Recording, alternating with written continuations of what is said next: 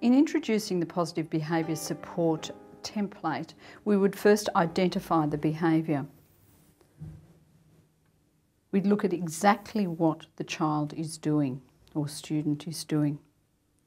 Once we've identified that particular behaviour, we would then look at what happened before the behaviour. And we have a look at what happened immediately after the behaviour. And that is called identifying the behaviour. What we need next to identify is the purpose. Why did the student do what they're doing? Was it because they wanted to get something or to get away? Or perhaps because they wanted to get away from being involved in an activity or somebody? Or was it because they wanted attention?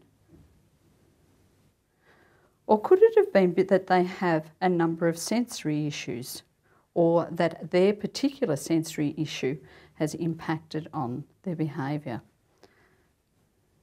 This then supports the possible purposes of the behaviour. Once we have both identified the behaviour and the purpose, it is required that we look at a plan of intervention. In doing this, we look to see whether there needed to be any environmental changes made. That means perhaps in the playground, in the classroom or at home, whatever the situation is.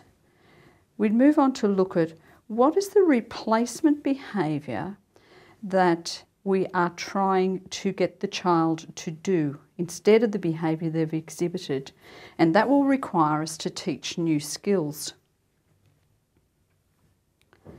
Once we see this happening, we need to ensure that we reward the replacement behaviour or the new skill. But we want to also ensure that we discourage challenging behaviour.